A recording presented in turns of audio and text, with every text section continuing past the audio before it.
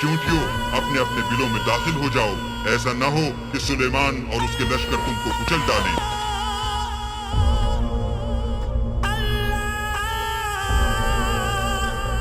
एक यूरोपीय मुफक्कर ने किताब लिखी थी दी आंट। उसने 20 साल रिसर्च करके चींटी पे किताब लिखी।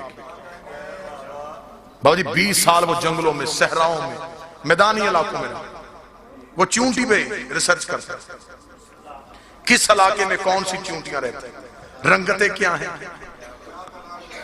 उसने 20 साल अपने जाया किए। 20 साल के बाद उसने इतनी मोटी किताब लिखी और सिर्फ चींटी। किताब मार्केट में आई, लोगों ने उस किताब को देख के हैरानगी का इज़हार, यार ये बंदा इतना बड़ा रिसर्च स्कॉलर, ये 20 साल सिर्फ चींटी पे देखता रहा। नजफ के एक तालिबे इल्म ने उसे अमीर अल मोमिनीन का एक खुतबा भेज दिया। बाबा जी सदात बैठे, उसने वो खुतबा पढ़ा।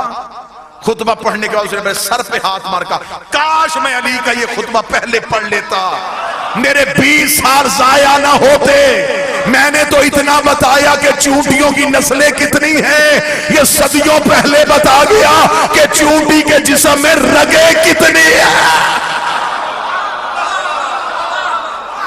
मैंने 20 साल लगाया, मेरे 20 साल लगे और सिर्फ इतना जान सका कि चींटियों की नस्लें कितनी। सदियों पहले मुसलमानों में कैसी शख्सियत भी थी जिसने यह भी बता दिया कि चींटी के जिस्म में रगे कितनी। बादशाह ने वहां फरमाया था, अमीर ने फरमाया था कि चींटी जब भी चलती है ये कितार में चलती है। अमीर अल-मोमिनीन रेत में बैठे हुए थे तो एक शख्स ने आकर इमाम से सवाल किया था कि हर चीज में खुदा ने कोई ना कोई राज रखा है, बताइए इस चींटी में क्या राज है। तो अमीर अल-मोमिनीन ने वहीं पे एक फिलबदी खुतबा जारी किया। मौला ने फरमाया कि अल्लाह ने चींटी को, और मौला ने फरमाया था कि चींटी की खुराक पूरे साल की गंदम का एक दाना। अमीर ने फरमाया था कि चींटी जब दाने को स्टोर करती है तो इसे 4 हिस्सों में करती है, 2 हिस्सों में काट के नहीं रखते। अल्लाह ने इसे भी इतना शऊर दिया है कि दाने को 2 हिस्सों में रखूंगी तो फिर पौधा उगाएगा।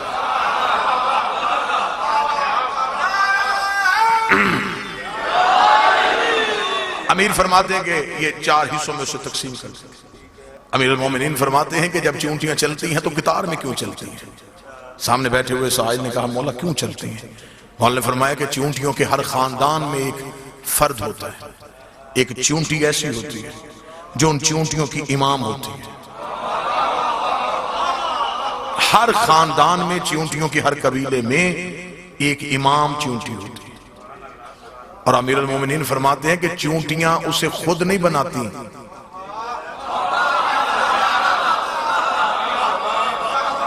चींटियां भी अपना इमाम खुद नहीं बनाती। मौला फरमाते हैं कि उनके कबीले में एक ऐसी चींटी का इंतजार वो करती हैं जिसके मुंह में खास लुआब अल्लाह पैदा करता है। जब वो खास लुआब वाली चींटी उस कबीले में आए, वो समझ आती है कि अब ये इमाम। फिर वो जो चींटी जिसके मुंह में खास लुआब होता है, अमीर फरमाते हैं कि वो दाना लेने के लिए कभी भी बाहर नहीं निकलती, चींटियां उसे घर में रखती, उसके हिस्से का दाना कबीले की बाकी चींटियां लेके आती। वो अपने इमाम को घर से निकलने नहीं देती, उसे घर में रखती।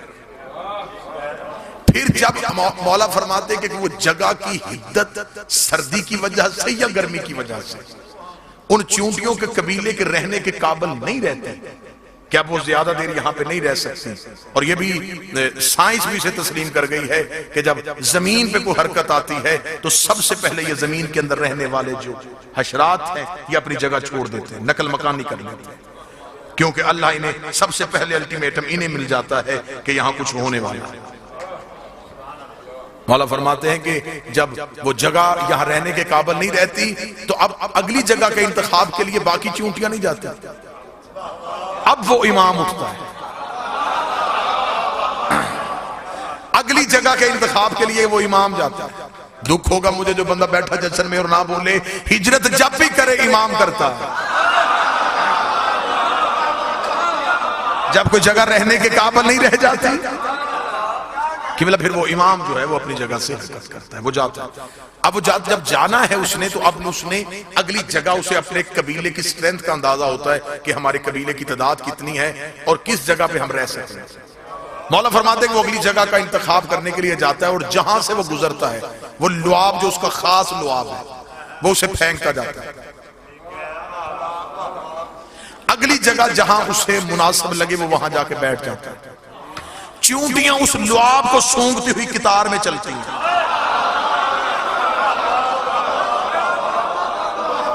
दुख लेके जाऊंगा जो बंदा ना बोले। चूंटियां भी जानती हैं कि अपने इमाम के रास्ते से हटी तो भटक जाएंगी। चूंटियों का सराते मुस्तकीम भी उनका इमाम बनाता था।